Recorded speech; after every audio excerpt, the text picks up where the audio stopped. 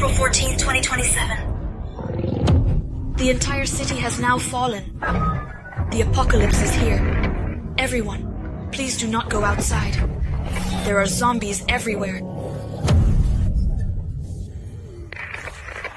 Ayang came to help with the gas tank. Ayang went in and without saying anything he carried out an unused gas tank. I quickly made a Molotov cocktail. And the moment they threw the gas tank down, I also threw the Molotov cocktail down. The house shook, and flames broke out in the community. The zombies that had not yet entered the building were burned, and the zombies nearby were even more dead. The raging fire made the zombies in the corridor run downstairs. They didn't know they were going to die. They just knew that the sound and light attracted them. Seeing that almost all the zombies had gathered in the community, we quickly threw down the second gas tank. This time, when we threw it down, the people in the opposite building also threw it down. We could clearly see that there were already holes in the walls of the first and second floors. You can imagine. The ones in our building were even more horrible, but we didn't care about that. Survival was the most important thing. The fire killed them all, and the community regained its rare peace. We felt relieved. It was the first New Year's Eve after the zombie outbreak. My mother-in-law cooked a table full of dishes and put drinks on the table that I hadn't had for a long time. Even if it was hard to celebrate the New Year, we had to be happy. Yes. Although we were terrified, at least our family was together. My parents-in-law made sense. We drank drinks and toasted together. To celebrate this different New Year's Eve, bang, bang, bang, there was a sound coming from the window. Ayang got up and looked over. It was a drone with a basket hanging on it. He opened the window and saw hot dumplings and a note inside. Ayang handed me the note. Happy New Year. Oh, this is the chicken dumplings we made. Let's try them together. The last person hadn't said he could eat it yet, but Ayang couldn't help but eat one first.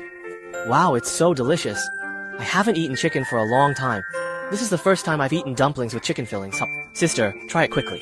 Seeing how satisfied he is, I can't help but complain. You are not afraid of poisoning, but you admit it. Besides, food is so precious now.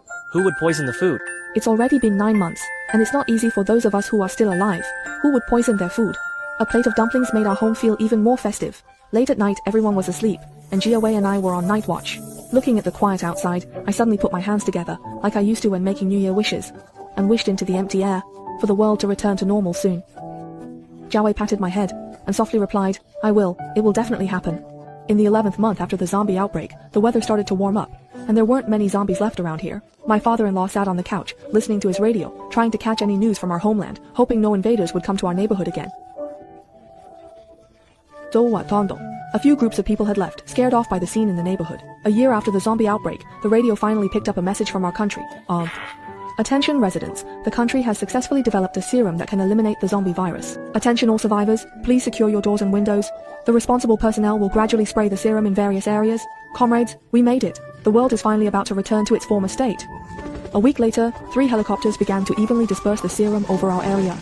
In less than 10 minutes, zombies started collapsing. After the serum dissipated, armed troops with guns went door to door, sweeping through each floor. When they reached our floor, they couldn't get in, seemingly approving of our actions. We knocked down walls and got vaccinated, and the area downstairs was cleared out. The area below our building, which we blew up with gas canisters, is completely unrecognizable, but thankfully, we survived safely. A year later, we finally stepped out of the house. Hello, a big brother walked towards us, followed by several young people and 2 women. Hello, it's you, Ayang said excitedly. It turned out that the big brother was the one who gave us the rotten chicken and dumplings, and was also the boss that Ayang reminded at the wholesale market. The truck that was in the neighborhood on the day of the zombie outbreak belonged to his family. If it weren't for your brother reminding me, our family probably wouldn't have made it either. I glanced at Ayang beside me, who scratched his head and chuckled. I just mentioned it casually. I didn't expect you to really take it to heart. It seems this big brother is also one of the chosen ones. Besides us, there are a few other survivors left in the neighborhood. We were taken back to the base, because many buildings in the city center were severely damaged, so we still have to wait for further arrangements. The sunlight feels warm on us, and thankfully everything is back to normal.